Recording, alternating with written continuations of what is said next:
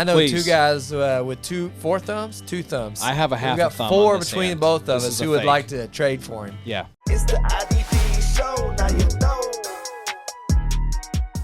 Welcome to the IDP show. I'm your host, Josh Raymer, joined in the Sode Shack this afternoon. Bobby Reynolds on my left. Bobo, it's time for the Week 7 recap. We got another Monday night doubleheader, so we got 4 teams that we won't be talking about on this show, but still plenty to break down from Week 7, which started with ya boys in London putting a smackdown on Trevor Lawrence and the Jags. The Rams are kind of for real this year. I would put them as the NFC favorite for the Super Bowl right now. I agree with that. I think that defensive line, obviously, and then Stafford, good on you, Rams. You go hang 35 on the Jags with no Puka Nacua? Yeah. I think they said some crazy stat early on in the game, the first quarter, like 7 receivers had caught the ball by the time the first quarter was over. It was like Ferguson, Higbee. 3 or 4 tight ends were in play. Kanata Mumfield caught some balls this week. Obviously, Devontae Adams played really, really well. So, I don't know. It's easy to kind of get your head over your skis a little bit at this point of the season because you really want to be gelling more towards week 15, 16, 17. But I don't really, aside from some injury, I don't really see what could change that much. I like stacking wins early in the season because then you have a little bit of injury buffer in case dudes do get banged up and you do drop some games that you shouldn't. Do we have the best teams in the NFL right now? We very well might. I think the Bucks also have a claim to fame, which is funny since I said that was kind of like my side piece team this year because I had no clue the Indianapolis Colts were going to be as good as they've been. Mm-hmm. But yeah, lay a smackdown on the LA Chargers this week. So, here's what I will say. I still worry about going up against the superhuman quarterbacks like Josh Allen, like Patrick Mahomes. I don't know if the Ravens are going to be able to squeak in there. I don't think the Bengals are really got a shot. The Steelers don't scare me with 45-year-old Aaron Rodgers, but Patrick Mahomes, Josh Allen still scare me to death. Yeah, but we are the best team overall. And y'all aren't even playing to your potential right now. I don't feel like you've got. We'll talk about him tonight or today, but Zaire's not playing great so far this year. Defense is banged up. Yeah, Josh Downs was out this week with a concussion, which is kind of a bummer because his targets have really ratcheted up here the last couple of weeks. But then, y'all's JT looks phenomenal. Tyler Warren was one of the steals of the draft, I think. Michael Pittman continues just to be a stalwart for you guys. Colts are a great team, man. I want him to make the move for Hendrickson. Yeah. Send the second, send Quiddy. I think Grover Stewart was a name I saw floated. I'd hate to lose Big Grove. Yeah. But I just think we need a little bit more edge rushing juice. Or if they want to send it for a cornerback, if there's someone available. At least your boy's kind of coming around the corner. Latu, we'll talk about it. Yeah, welcome in, y'all. This is not the Rams and Colts recap podcast. It could be. But this is the Week 7 recap. We're going to be talking about everything you need to know from Week 7. Addie is out today, but will be back with us next week. Love you, Addie. But we've got everything you need to know. Linebacker, DL, DB. We're going to talk about it all. But, Bobo, the headline for me this week, we were waiting for it. We knew it was coming. Micah Parsons goes nuclear, like we all expected at some point that he would with his new team, the Green Bay Packers. 3 sacks, 5 tackles, 4 TFLs, 5 QB hits, 45.35 points.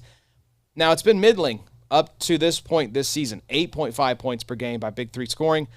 But I said this when Micah Parsons got traded to the Packers. I thought this would be a slow ramp-up period, just getting acclimated to new team, new defensive scheme, new players alongside him. He had no offseason to speak of. He had a little bit of a back injury before the year. So this was what we knew was possible, though, with Micah Parsons and just a very short list of players who can do this consistently, multiple times a year. Micah Parsons has that in his range of outcomes. Can I be pessimistic a little bit? Please do, or don't. I don't know. I want to hear what you have to say. Are we buying it? It was Jacoby Brissett. Yeah, I am buying that he has this sort of gear in his arsenal because we've seen it year after year after year. Yeah. Now, would I be surprised if the first year with the Packers was his worst year of his career, IDP-wise? Mm-hmm. Sure. Because, again, I think it's just going to take some time for him to get his feet under him. But if that thesis holds true, then, you would expect him to maybe be heating up for the fantasy playoffs as the Packers are pushing for the NFC. If nobody else in the team had a sack, I would maybe be buying into it a little bit. But Quay Walker had a sack and a half. Enigbare had a half sack.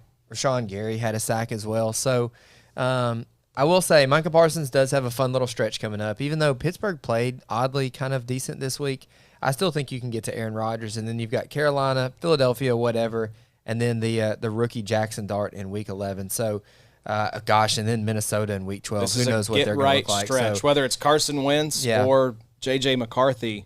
Could be Andy Dalton. I saw Bryce Young has a high ankle sprain. Yeah. I just think that Micah, I don't know, I've had Micah a little bit in some different spots in IDP, and I think he carries more value than he's worth. I think he's got a little bit of that Josh Hines Allen kind of to him, to where if you don't, you need production, he's liable to get you a 0. And then there are going to be games like this where you score 45 points in victory scoring, and that's an awesome week. But I just would like for the median for Micah to be a little bit higher than it is. Yeah, and I understand that. I think there's very few guys that are like Maxx Crosby. Yeah. Because, even still, 71% of playing time this week, 89 last week, but then 68, 77, 68, 45. So not Maxx Crosby. No. Burns, I feel like, is playing a lot of playing time this year. That level is just not – it's not elite yet as far as snaps. And we'll see. I want to give him, if not the full season, most of this season to get his feet under him. Would you keep Micah right now if you had him? Would you hold him or would you sell him for a lot? If I could get a king's ransom, I'm always happy to move off guys. What's a king's ransom? 2 firsts. 2 firsts, I think, would be what would make me pull the trigger. A first and Latu?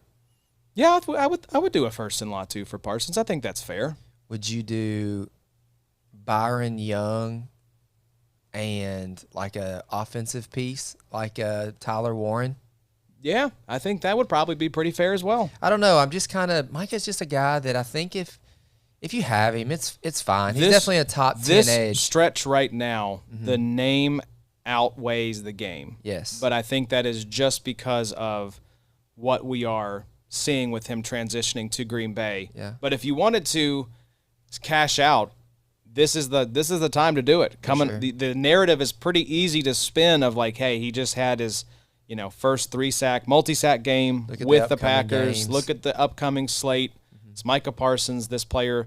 And so that's what you're getting is with me, for the most part, it depends on how you want to play your edges too, right? Yeah. Do you want that solid guy that is going to be consistently like 12 to 15 to 20 points? Yeah. But maybe doesn't have this sort of ceiling in his outcome, in his repertoire? I tend to go the other direction where I want those guys that can single-handedly swing you weeks. Sure. And then I'll backfill on tackles at my linebacker and safety positions. That's interesting because I feel like I'm quite the opposite. I'm much more of give me that higher floor. I don't always want to deal with cool, you could get me 45. Just give me 15 this week. Right. That's all I'm asking Yeah, for. so it depends on do you want ceiling or floor? Yeah. I play for ceiling, so I love a guy like Parsons because there's not a lot of guys, and he's done this multiple times, Yeah. And there are some guys like Thule. Yeah. The 60-point game we saw from Thule earlier this season, probably the only game probably north of 50 points he has in his entire career. And what's he done since then? Not a lot. Yeah, so it's like there are very few guys who have this gear and can access that gear. Yeah. So I want that kind of guy because that's how I'm trying to win my matchups is getting 40, 50-point explosions every once in a while. And that just swings a matchup in your favor that maybe you shouldn't have won. The IDPshow.com. Get in Adam's ranks if you haven't, if you've never been in there. Like the edges in there at the top that I'm not moving are like Myles Garrett, Aiden Hutchinson, honestly, Maxx Crosby, Will Anderson, probably Brian Burns is in that category too. Burns has got to be moving up the ranks. But anybody, even Jared Verse, I would probably hear some offers on. Hey, you had a nice little trade question on the trade show last week. If y'all haven't checked that out, make sure you do. I think we're going to run it back maybe next month and have some more trade questions for Bobo. But we saw a Maxx Crosby, Jared Verse little trade go down. So, Yeah, I mean, I'm always happy to move off these guys, but with these edges, we've talked about this so many times before, the way they hold their value long term, it's going to take a lot. It's going to cost a lot to get these guys. So let's move to the linebacker recap, though, Bobo. I just wanted to show some love to Micah for finally cashing in on that promise that I think Packers fans were dreaming of when he got traded from Dallas. But let's go to the linebacker position, and we have to start. I did not think we would be starting here, but Tremaine Edmunds is LB4 on the year. Keep in mind, this is before the 2 Monday Night Football games tonight. After a 31.75 point performance, his second 30-point game of the season, mind you, in 2025. 9 tackles, a TFL, a QB hit, a pick, and a sack. Tremaine Edmunds was doing it all. I think Mike said it well that he's just playing faster and looser without the green dot. When it was Noah Sewell and then TJ Edwards is back in the mix. He's the green dot once more. Tremaine Edmunds' ADP was LB 41 to start the season, Bobo. Reminds me a little bit of like Pat Queen. Pat Queen early on in his career when he was manning the green dot there in the pre-Roquan days, kind of had his head spinning a little bit, didn't quite know what to do. But now that Tremaine is second fiddle there in Chicago, you're exactly right. Is kind of able to play a little bit more Dre Greenlaw to a Fred Warner a couple years ago. I mean, that Dre's pretty much Devin done White now. to Levante David. Exactly. You know, you got a little Robin to a Batman. Tremaine, I've been trying to add Tremaine in a couple spots. I mean, we've got 3 double-digit tackle games on the season. He had 15 tackles in Week 3 against Dallas. He has yet to score in victory scoring a single-digit scoring game. Every single week has been double-digit scoring. They're already through their bye week, so you don't have to worry about that. I don't know that you could buy Tremaine Edmunds right now, but I'd kick tires a little bit. Just kind of see send what a third. Ask. Yeah, absolutely. I think if you're I would contending, too. I don't see why anything would change. Tremaine's still 27 years old. You still got several years of shelf life left. Sign that in big Dynasty. old 4-year, $72 million contract. He's going to be there. He's in year 2 of that, I think, with the Bears. Yep. So I just want to stick on this theme of linebacker values, and this is why you don't typically want to overinvest in linebacker outside of like a few players every season, because this is what we end up with. We just mentioned Tremaine Edmunds, LB4 on the year by Big 3 scoring. Devin White currently sitting as LB1. Yeah, boy, Nate Landman currently sitting as LB2. If you were wondering what the ADP was for those guys, we'll tell you. Devin White, LB83. Gosh. Nate Landman, LB63. And check this. Devin White has been in double digits every week except week 5. He's averaging 9.14 tackles per game and has played every single snap this season, 100% every single game. Same story with Nate Landman, though. Double digits every week except one. Week 3, he's averaging 9.57 tackles per game, including 40 tackles in the last 3 weeks. We're going to talk about Byron Young and Jared Verse here in just a minute, and Quentin Lake. Bobo, this Rams defense is showing up and making plays, and Nate Landman is top of the heap for the linebacker position. The Nate Landman's probably your Zach Bond for 2025, right? Over Devin White. It's between him and Devin White in terms of like guy that was buried on the depth chart or buried in the ADP that finishes top 5 at the position. But I mean, like Nate Landman and them, the Rams are actually winning football games. I think he signed a 1-year deal, very similar to like who Zach knows? Bond. Yeah, who knows what happens with Devin White? Yeah, I thought the rug would have been pulled already. Yeah, but this team just got their doors blown off and their windows blown out by the Chiefs. Doesn't it feel like Devin White's probably a nice little sell right now? Oh, absolutely! If you can cash out, you need to do it. And Landman is a hold. I think he is. I don't mind him even as a buy. You talk about contender pieces. Yeah. This is the guy I want to go send maybe like a 4th or even like a future 3rd for. Yeah. Because, I mean, I have him right now, and I've got Zach Bond, Deion Henley, and Edgerrin Cooper.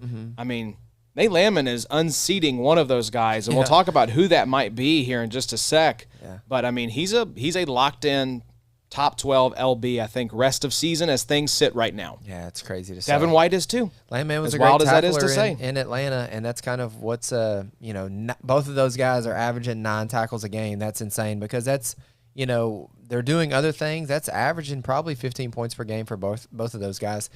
Before we move on real quick, it was interesting to see Spates re-enter the conversation with Dolak, I don't know he saw a single snap this week. I don't think you did. Just maybe keep a pin in. Yeah, Dolak's just going to be a injury fill-in for Omar Spates. Or if Landman gets hurt, I think Spates maybe elevates to LB1, Dolak's LB2. Or if the Rams don't want to pay Landman next year. Oh, yeah. I mean, he's a great dynasty. I think his value lies in 2026 and beyond. But we are in, like, we're talking about the trade show. We're kind of a finicky little part of the season to where it's like, in most of my leagues, it seems like this year, redraft, offense, IDP, whatever, there's a big fat middle right now. There's very few teams that are winless. There's very few teams that have, are undefeated. It seems like there's a lot in the middle.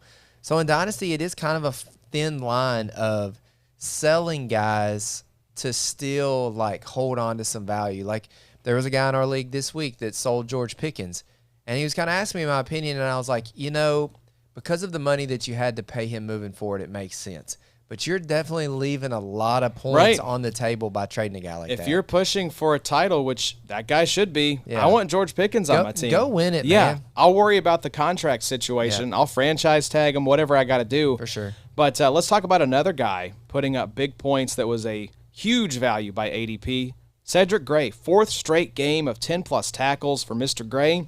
He played 97% of snaps in Week 7, his highest snap share so far on the season. He has 12.5 tackles per game since his playing time increased. Bobo, Cedric Gray also locked in top 12 rest of the season. Is he maybe even top 5? Yeah, I could see that. I mean, that team is trash. Right. And so Cedric Gray is on the field a lot. And, 12.5 tackles per game, I agree with that. I think he's top 12 rest of season easily.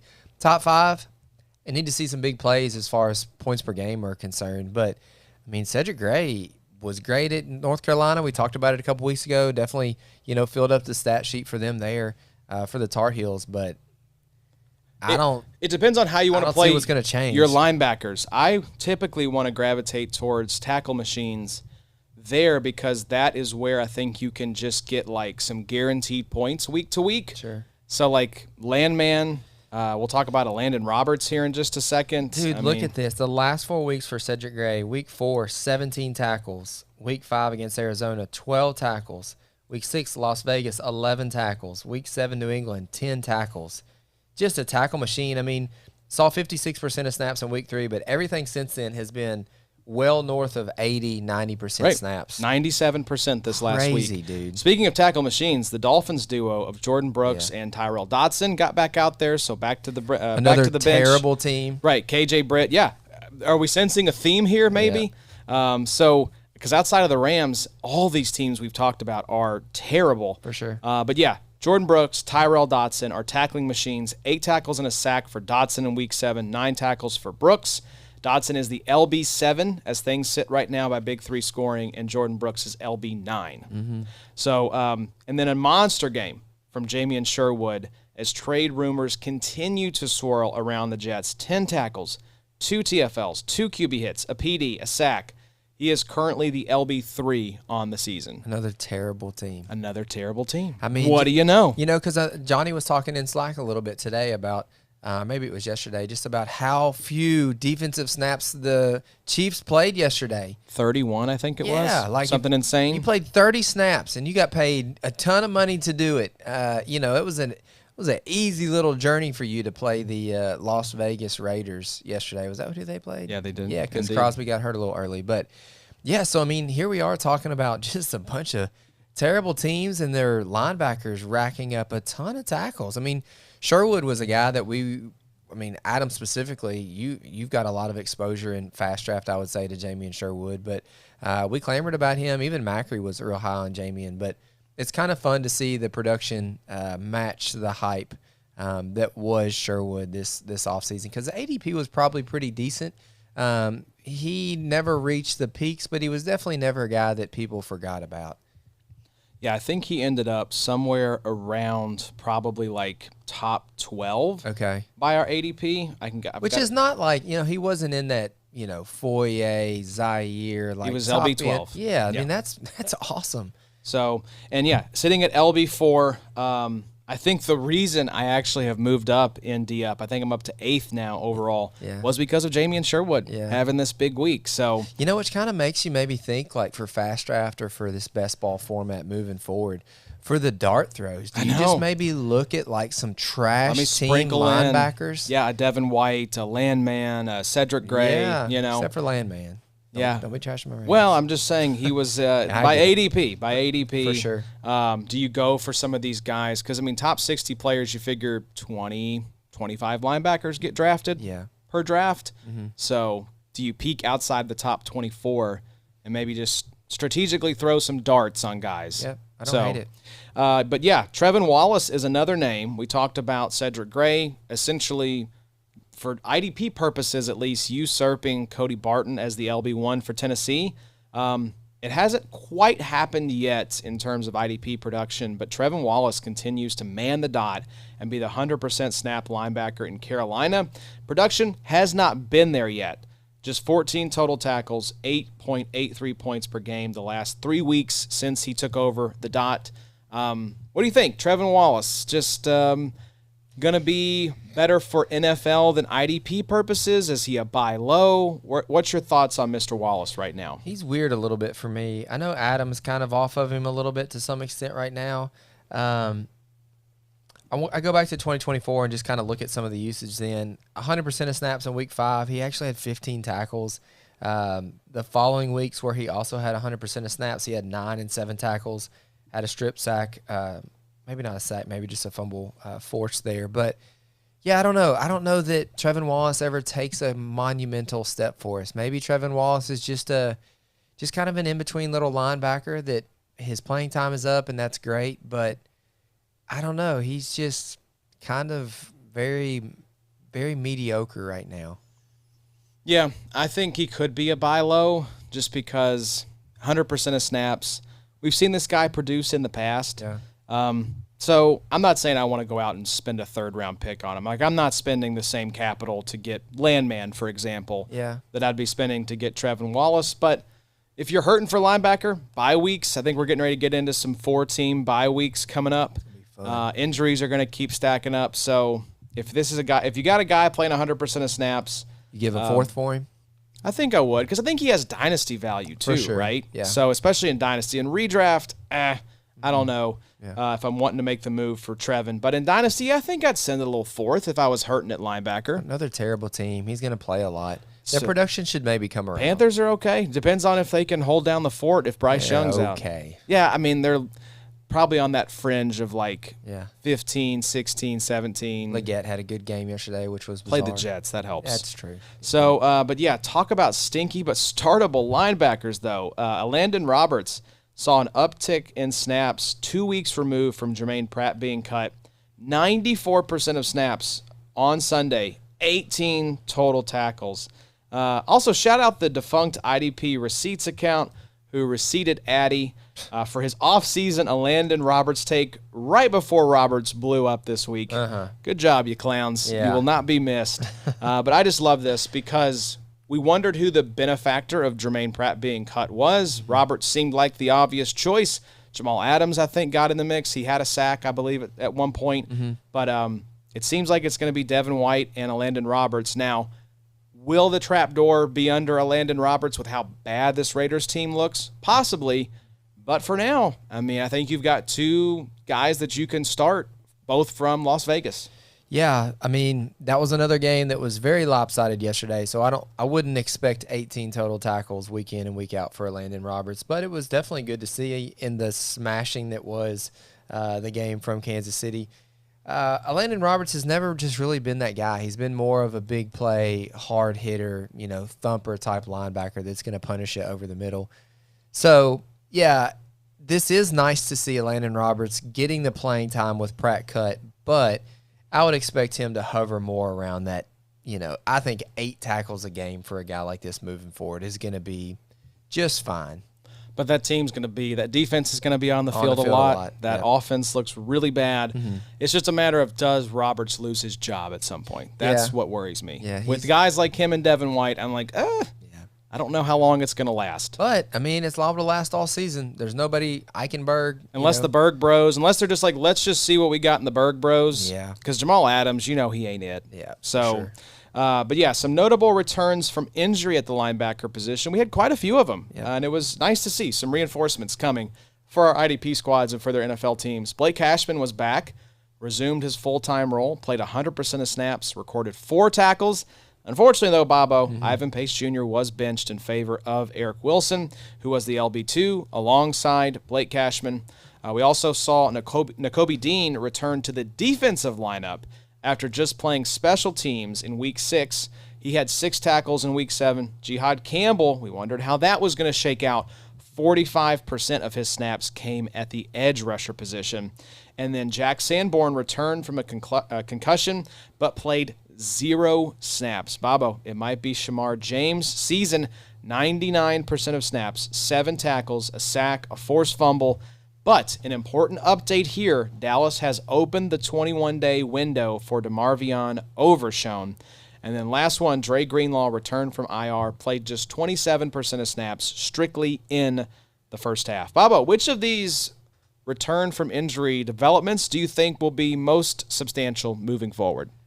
I think it's Shamar James' season. Like I'm kind of we've seen Sanborn at this point. Right. And James is playing really, really well. The last couple weeks he's done everything that Dallas has asked a rookie, a UDFA, right, to do for him.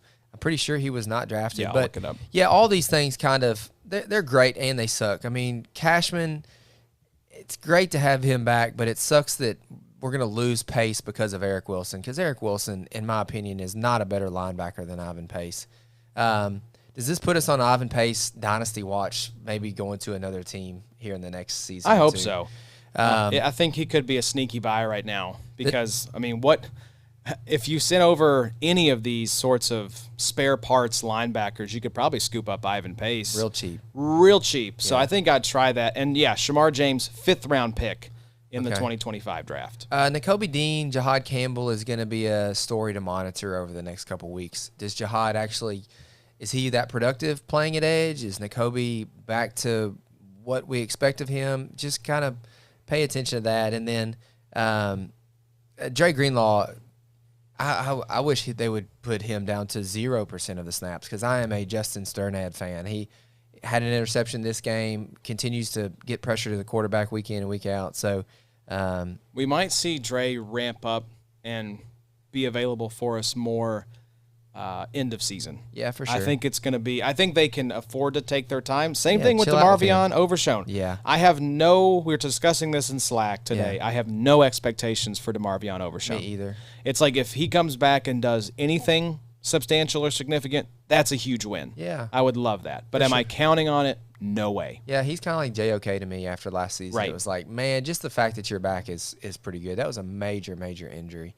And that's really impressive that he's even, like, looking to have his 21-day window opened. Like, I didn't think there was a chance he would play at all this year. So I thought it would come around Thanksgiving. Yeah. I think we're a little going to be short of that if he comes during this 21-day window, which the teams typically don't open it unless they feel pretty comfortable he's going to be ready to go. the Shamar James PFF number prior to this week was hovering around 60, I want to think, as far as an overall grade. That's okay. For a rookie, being thrown into the wild in the middle of the NFL season, you could do much worse. Look up Devin White's seasons. I can't even predict how DeMarvion Overshown might impact these guys because I just really have no idea what he's going to look like. Well, and you still have Maris Leofau. Now you've got supposedly Sanborn is back. So I don't know that I want to give anything to get Overshown right now. Damone Clark is still there. It's just a muddy mess. It's a muddy mess. I stick with James. I really think James is probably the guy that I would want love there. to see if Overshown came back, if it was James and Overshown. Be a fun little grouping. Be a fun group. Bring Leofau off the edge from time to time. My guess is that they will kind of like what they did with Dre Greenlaw, where you're going to see Overshown slowly worked back in. Yeah. 15% of snaps, can see 20, that. 25, 30, and it will just slowly ramp up to see, if they see how he feels and if he feels good and everything's PT. all systems go. So let's talk about some disappointing developments, though, Bobo, because it is not all sunshine and rainbows. What I basically did was looked at the preseason ADP and said, where are some of these top drafted? If all these scrubs, these nobodies, these guys outside the top 50 by ADP are top 10 right now, where are some of our top 10 linebackers? And so let's start with Daiyan Henley. What the hell, bro? 2 assists on 100% of snaps. That's the third straight single-digit scoring output and 6 points per game average since he posted 29.1 points per game the first 2 weeks. I don't think Daiyan Henley is a locked and loaded starter anymore, despite playing 100% of snaps. Now, I say that typically in the context of like very shallow leagues of like probably start one linebacker, maybe one flex. But if you're starting like 2 linebackers in a flex, you gotta play him. All the 100% of snap guys are going to be out there. If you're in a shallow league, I think he's headed for the bench. This is the and I took that personally meme. Little MJ. Well, MJ? That's how you feel right now about Daiyan? I thought you were saying Daiyan felt like that, and I was like, no. Yeah. Josh is the one who feels like that. You want Peyton Wilson back? No, I don't, because we'll talk about Peyton Wilson here in a second. It's not much better for Peyton. I think Addie and I are both losers off this trade right now. Daiyan just kind of does this. You remember the playoffs last season? 100% one of the most snaps, famous goose eggs of all time. 0 on 0 on 0. It wasn't just that he was playing 100% of snaps and it was championship week. It was a fantastic matchup. Yeah.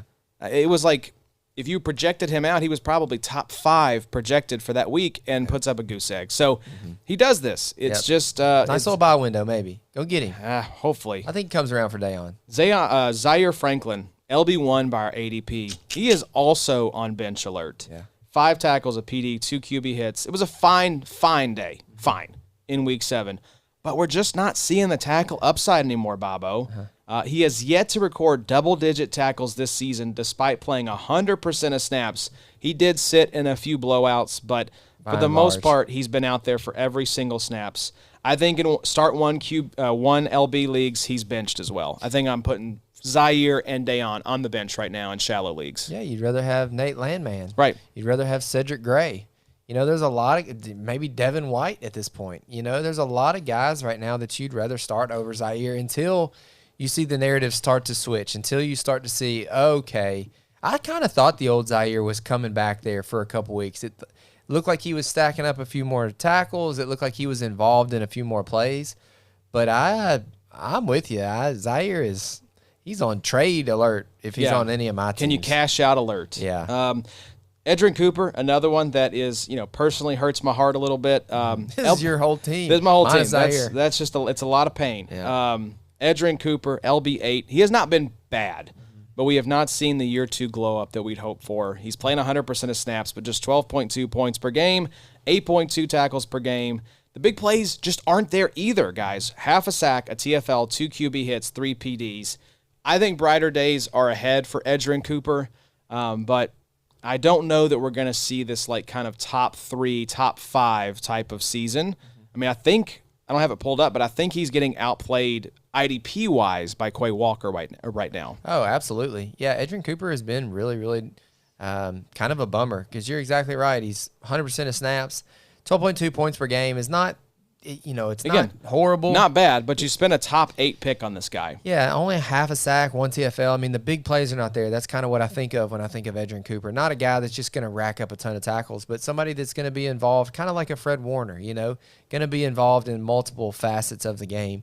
I think with Daiyan Henley and Edgerrin Cooper, you just kind of sit and ride and just see this as the bottom of the roller coaster, and there'll be some highs that are coming soon. Now, with Zaire, this is probably the exit to the roller coaster where you're like, let me get out of here before I throw up. Yeah. Yeah, Edgerrin Cooper, 73 points by Big 3 scoring. Quay Walker, 99 points. Quay had a sack and a half this last week too, so maybe it's just a little cyclical cycle with Cooper and Quay. It could just be one of those Quay Walkers like, homie, I got to get paid. Yeah. They did not pick up my option. Me and Devin Lloyd are going to go to the bank right now and earn ourselves a nice little bag this offseason. So let's keep it rolling, though, on the negative train. Well, depending on how you feel about this player, we're not big fans around this table, but it appears Pete Warner has been benched just 53% of snaps. Yeah, old Stinky Pete left in the 4th quarter. Danny Stutzman saw 16 snaps. Maybe there's still time to buy low on Stutzman and Dynasty. We've been hyping him up. Jason and Jace Abbey have been hyping him up on our Dynasty articles. Yeah. Free to read at theidpshow.com. Both of their recent articles shouted out Stutzman. So get them while you can, if you still can. Now, considering the roller coaster parallels that I have made so far, you ever been on like a wood roller coaster, a really old one? Holiday World. And you've got the ramp up, and you can just feel it clicking. Like every time that's what it feels like for Stutzman. You're just feeling the clicking. 16 snaps, 30 snaps. I mean, it's gonna happen. It's ramping up. I hope so. I'd go grab him. He's a pretty priority waiver wire ad. Demario Davis is 35, 36. super Like old. the end is coming for Demario. For that whole team. I mean, Really, it's about to be a big turnover. Kamara needs to go. Sell them all. Complete reset. Yep. Anderson, Cam Jordyn. I mean, yeah, the offensive side too. Juwan Johnson's old. I mean, Olave's been a frequent trade target. And they didn't. I don't think Olave was a first rounder, but they have not had any contract conversations, I don't think, with Olave. So he'll be a big free agent, I think, blame him. next year. Those concussion worries, they scare me to death. He was very similar to like that Brandon Cooks early on stuff of like, oh, dude. You get one more bad concussion, you could be out for the season. Absolutely. So we mentioned it. The weird rotation continued with Peyton Wilson and Cole Holcomb. So please, Steelers, just stop doing this to us. Yeah. We don't need the mulleted one to be out there as much or more than Peyton Wilson. It really does appear to be Jover for Logan Wilson. Barrett Carter manned the green dot and saw 100% of the snaps. Wilson did see more playing time, but it was just 46% of snaps. Speaking of guys losing snaps, Jermaine Pratt's snap percentage dipped from week 6 to week 7. He got toasted on a touchdown. I was watching that game. Just another injury note here. Divine Diablo got banged up on Sunday Night Football. J.D. Bertrand was the replacement. So just keep an eye on that. I'm happy for the Logan Wilson information. I've never been a huge fan. Probably a real nice guy, but I am I'm the Barrett Carter guy. You have Barrett Carter in our league, don't you? I thought you did. Maybe you don't. I hope I do. I'm going to go check. I'm going to go make a trade if I don't. I'm going to go look. Get you a little, who'd you get? Hey, we still need one Clemson linebacker to hold on to some relevance in the NFL. We need him to reclaim the mantle that Isaiah Simmons fumbled. Man, Isaiah Simmons just sitting home watching football these weekends. Isn't that weird? Maybe he'll play in the UFL. Pretty crazy to Maybe think you'll about. get to root for him in the spring. I doubt it. I bought my last Clemson jersey. There you go. DL recap time, y'all. That was the linebacker position. Let's talk DL. And there are some interesting developments out of Week 7, but we have to start where we've started pretty much every DL recap. I feel like, Bobo. What in the world? Brian Burns coming for that Depoy trophy. Another 2 sacks in this one against Denver. It gives him 9 on the season, tied for the league lead with, of course, Byron Young.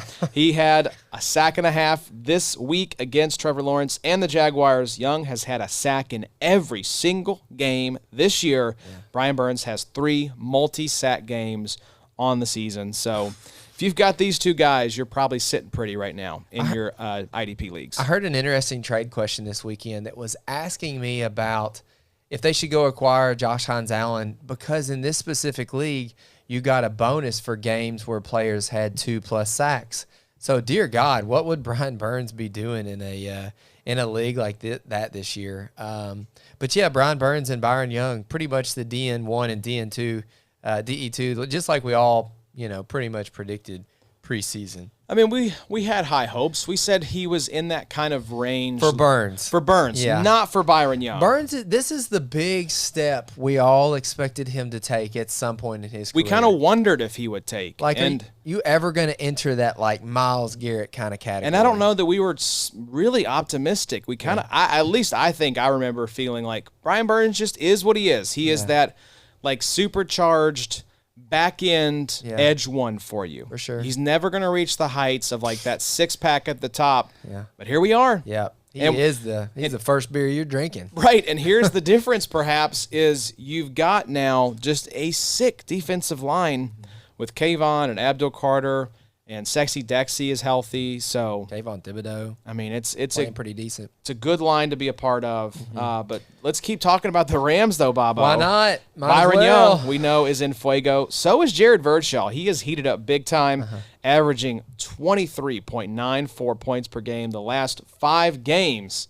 The Rams have IDP assets coming out of their ears right now, Bobo. Yeah, shout out the trade show again, because there was a little bit of clamor, and I got to fussing a little bit early on in the episode about how many pressures that Jared Verse has had on the season, but just kind of being a little bit frustrated to where it's like, Verse, all right, these pressures are great. We got 1 sack to go with it. Can we please maybe start converting some of these? And maybe the tide's turning a little bit for Jared Verse. Maybe things are starting to – maybe we're going to start paying a little bit more attention to Byron Young on the other side of the defensive line and not so much about Jared Verse. It's like a seesaw that's like perfectly balanced of like, you pay attention to this guy goes up. Yeah, we're going to cover both of them. Kobe Turner's going to have 2 sacks. Braden Fisk is going to eat your lunch. Hey, Fisk has been playing pretty bad so far this season. That's pressures have been low, playing time has been low. I don't know what's going on with him. He's one that I kind of need to dig into and find out a little bit more about. You need to fuss at him on the trade show so he steps it up Byron, the next week. Jared Verse would probably be a good one in that Micah trade. If you could go get Jared Verse plus something for Micah, that'd be nasty. That'd be a nice little trade. Yeah. You talked about Braden Fisk, Kobe Turner. Let's talk some more defensive tackles. Yeah. Don't look now, Bobo. Uh-oh. DeForest Buckner has 3 sacks in the last 3 games to go with 14 tackles. Along those same lines, y'all, Derrick Brown has 3 sacks in the last 3 games, 13 tackles. The defensive tackle landscape has been super duper muddy.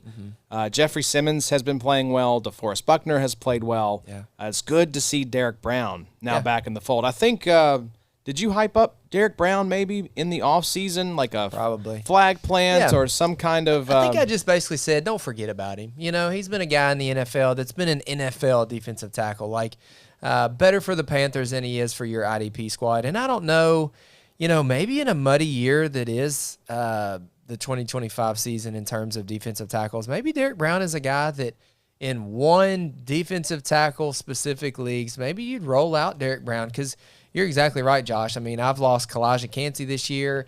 I've been floating between, like, John Franklin Myers, Osa Odigizua, and, Keanu Benton's another name of somebody that probably needs to – Well, we lost Matt Abikwe. Yeah, Justin M's gone. Big Q is not normal this year. So it's been very, very muddy. Now, Derrick Brown is probably not one I'm trusting. I would probably roll him out a couple weeks just to see what happens. But DeForest Buckner, it's good to kind of see him get back to a little bit of equilibrium. I know he started off the season a little bit quiet in Buckner terms. I know because he's always been a guy that gets us some pretty good sacks. But now the tackles are great. Sacks are coming with it. I like rest of season really for Buckner, honestly. Yeah, he's done kind of the flip-flop. Yeah. Derrick Brown has single digit, double, single, double, single, double. The reason I like Buckner is because y'all are playing with a lead. And you watch the games, and Buckner is, I think, playing some of his best football right now. He is affecting every single game. Yeah. He is the best player on that defense by a wide margin. And so, that's another defensive line that low-key has quite a lot of talent. Maybe not as many big names for IDP, but, I mean, you've got Grover Stewart, you've got Latu, you've got Kwity Paye and Sebson Ebukam, you've got JTT, who came in relief of Ebukam. Very good rotational guys. Right, exactly. It reminds me of the Eagles, kind of when Jim Schwartz was there, and you've just Brandon Graham, Hassan Reddick. You've got, none of them were like elite guys, but guys that could get pressure to the quarterback and everything. Keep them fresh. Right. 60% of snaps. 2 things. I don't agree with what the Bengals are doing. Joe Flacco's not going to save your season. I don't like how last week it all of a sudden looked like they had repealed that. Trey Hendrickson's actually not on the block, guys. We're going to keep him around a little while longer.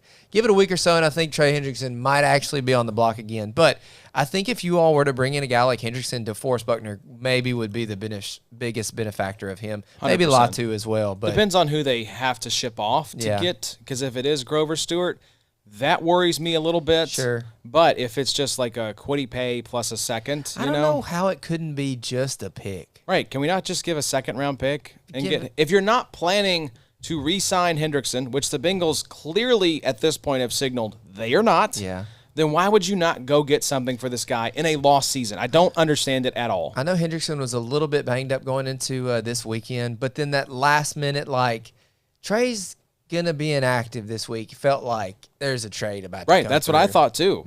Yeah, so I don't know. We'll see. I would love to see the Colts push the chips in, but the Bengals have to play ball as well. So Maxx Crosby banged up in the game against the Chiefs. Now that was, as we've mentioned, a huge blowout. Could have just been an abundance of caution thing with Maxx Crosby, but just pay attention because he's been awesome this season.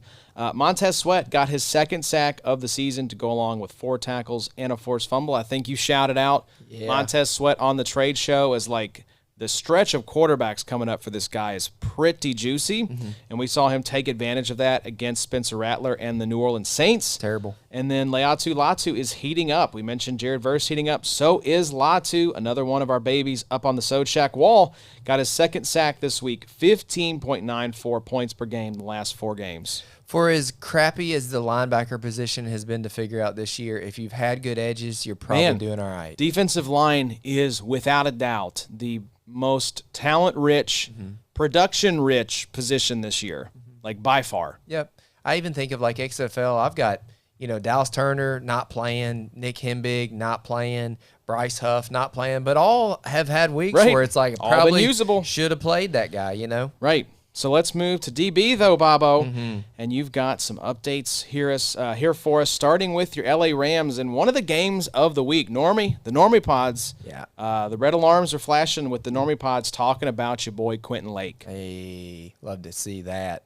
Quentin Lake here, man, he's getting better as the season goes on. 23 tackles, a sack, forced fumble recovery, and an interception over the last 3 weeks. That's not the season. That's the last 3 weeks. Quentin Lake, I don't know exactly where he is in Big 3 scoring right now, but he's got to be a top 3 defensive back, I would think, maybe top 5, somewhere in that range. Quentin Lake, too, is just a guy that is just, the Rams have kind of over the last couple of years, aside from like the Jalen Ramsey star role, haven't had a good – you've had your Jordan Fuller – DB2. Wow. Behind Marcus Jones. Taylor Rapp, Jordan Fuller, they all had good weeks. You just never knew which one to start week in and week out. And Lake is getting the attention. He's getting the playing time. He's lining up great. Did you talk about the outputs the last 5 weeks? I have not. For Quentin Lake, 21.5, 12.25, 15.75, 20, and 29.8. More like an ocean. There you go, Bobo. You said it well. Quentin Ocean. Come through, Frank Ocean's brother. Hey, that's one of my favorite movies of all time. That's a little rule me and my wife have. If Oceans, any of them are on, I'm stopping what I'm doing. Ocean's 11 is a perfect movie. 11, 12, 13. You know they're making a 14. Oh, are they really? Yes, I've seen. Right. Good to see you guys. Yeah. My head out. Bobby's going to go get seated for that film, which might come out in 2028 at this point. Prepare mentally. Let's talk about Marcus Jones as well. Yeah. I mean, this is kick and punt return leagues, which, please, we're begging you guys, make sure you have kick and punt return yardage in your scoring settings because it makes a guy like Marcus Jones so much fun. Yep. He's continuing to feed families, but he's still not seeing a whole lot of punt and kick return work. That's gone over to Efton Chisholm here lately. Efton Chisholm. But he did have a second INT on the season this week. So I do still think that Marcus Jones is probably a good sell right now. Sell high. I don't know exactly what you could get sell real high for him. DB1 right now on the season. But it's a little weird. I mean, a lot of that is inflated from the first 4 or 5 weeks, and he has had some big plays here lately, but I just don't think week in and week out that's going to be very reliable over the back half of the season. It is crazy. 27.95, 23.5, 28.65, 19.45 the last 4 weeks. Yeah. Absolutely in fuego. Kid's a baller. Do we have perhaps Brisker on the board, Bobo? Oh! Look at that. Little Bucky's action. Dude, 9 tackles, a sack, interception in the last 2 weeks. I'm just happy to see Brisker healthy. He was very much in that Olave kind of line of how many concussions is this guy going to have? Is he going to have potentially a career cut short? Back to 100% of playing time, averaging 17 points per game over the last 2 weeks. Brisker is back on the board for your boy. Yeah, quite happy. Love to see that. The last 2 weeks, 9 tackles total.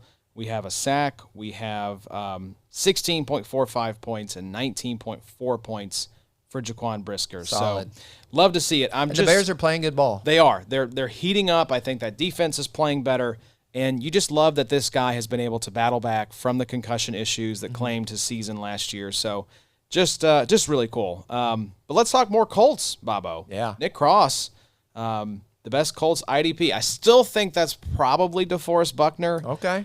But, man, 47 total tackles, a sack and a half, and an INT on the season. And Cross, I think, had a huge – I think that interception was yesterday. Huge interception on Justin Herbert. We kind of wondered what would his role look like because we know the Gus Bradley defense, has that safety that plays down in the box, Yeah. and that was the Nick Cross role. We saw Julian Blackmon be profitable in that role 2 seasons ago. So we wondered, was Nick Cross just a flash in the pan with the Gus Bradley defense, or could he still thrive under Lou Anarumo? And it is the latter for Nick Cross. And I think he is a locked and loaded safety one for you the rest of the way. I think you hold him. I think we're just holding a guy like Yep. Cross, and if you have Cross, you're probably playing pretty well because points per game have been great. You know, he's been getting you solid production there at one of your defensive back spots. And Cross probably didn't cost you a whole lot in the offseason or with waivers or however you got him.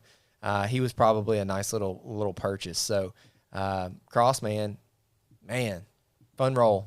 Makes me think of Kari Willis, It does, missionary to Cross. dude. One of the all-time Addy moments. Little Lanchwan Bethea is kind of what I think about with Nick There Cross. has been a nice little track record of Colts safeties Yeah. being relevant for IDP. So let's talk about with y'all's linebackers being garbage here Right. lately. Cross has been the only person racking up any type of relevant tackles. it just seems like they're throwing out one thing after another. Joe Bacci was there. They had that weird rotation. Is Jalen Carley's going to come in and save the day? Yeah. No, it was Jermaine Pratt. Now it's not Jermaine Pratt. They're going to go trade for Logan Wilson. You know, you're talking earlier on in the episode about where we are in the season, and it's just kind of one of those things where too it makes you think, all right, the Colts are winning, expect rinse and repeat. The same thing is going to continue happening. Whereas if you've got some of these teams that are circling the toilet, this is going to be the point to where when things in this season are going to start to change and to flip on its head a little bit. Yep. So with this team playing well, that's where I think you can expect maybe outside of LB2, very minimal changes to the defense unless they make an acquisition. Travarius Ward went on IR. Like, we've got to fix the cornerback spot or we are going to be roasted later in the season by some of these better offenses. Oh, wow. Did you just see that? Dorrance Armstrong? Yeah, Dorrance Armstrong out for the season, knee injury. So I wondered, he put up a big old goose egg for me in a nice matchup there against the Cowboys. And so I thought, I think I wrote in Slack, did he get abducted? No, he just had a season-ending knee injury. So Kind of the same. get better soon, Dorrance Armstrong. Gone. But Kam Curl, another Rams DB that we got to talk about. Is every IDP for the Rams relevant this year, Bobo? What is going on? Start them all. It keeps getting better and better now. 2 10-plus tackle games in 2025, 57 tackles on the season. Curl is getting into the big plays now, also has a sack, 2 INTs on the year. I think those 2 INTs came in the same game also. So guys like Cross, guys like Curl, the ADP was probably not just buried, but it also wasn't that Kyle Hamilton, Antoine Winfield, like just top of the mountain type of ADP. So if you've got those guys in best ball, you're probably doing fine. And then, man, redraft and dynasty, again, if you can profit, sure, any guy's worth selling. But I'm holding on to Cross and Curl until my knuckles are just turning white. Until they're bleeding. Yes, sir. Yes, true position rank, he was safety 29 Okay. by the ADP. I That's think Cross crazy. was a relatively high. He was safety 10. So that's lower than I thought it would sure. be. I thought he might be a top 3 or 5 safety. Yeah. Just because of how well he played the year before. So, but yeah, we had, I think, a couple more players you wanted to shout out. Daron Bland, did he have another pick six? Just a quick little shout out. Just Come kind of on funny. now. Makes you chuckle. I was watching that live when he set the record for pick sixes in a season. 6 or 7. I think it was 6. Okay. I think it was number 6. Yeah. And then, talk about Tyson Campbell moving from Jacksonville to Cleveland. Yeah.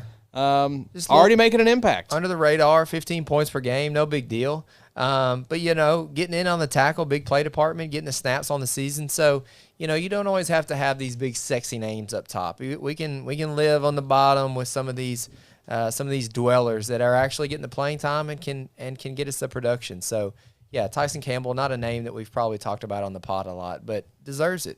Playing well this year. And then let's talk a little bit, Bobo, about our boy, one of our favorite babies, Hey. Travis Hunter. Maybe my favorite baby. Looking pretty good. I was looking to see where he was stacking up in the DB ranks right now. Yeah. So he is by big 3 scoring, 1, 2, 3, 4, 5, 6, 7, DB 8 on the season. Wow. That sounds like for a guy that's been a massive disappointment, I would sure love to have a top 12 DB. Wouldn't anybody? With huge offensive upside in my lineups. That sounds like a fun player to roster. I did look at this earlier. I kind of just pay attention to this just for a second. So far on the season, which honestly the playing time offensively has only come here lately, but he has 45 targets, 28 receptions on the season. Almost, he's 2 yards shy of 300 yards and a touchdown. Projected for 109 targets, 68 receptions, 724 yards, and 2 touchdowns. I think that's going to increase. I think so too. We're just now all of a sudden seeing clamoring out of at least Jacksonville Twitter. T. Hunt is our wide receiver 1. I think so too. Let's play him like that. Something's wrong with BTJ. See, I don't think he's healthy. Yeah, I think something's wrong with that wrist or thumb or hand. Something's going on there. But I'm with you, Joshy. I mean, me and Adam talked about it, I think, when you were gone. Hey, if y'all are bummed about 15 points per game and want to sell him right now, I know Please. 2 guys with 2 thumbs.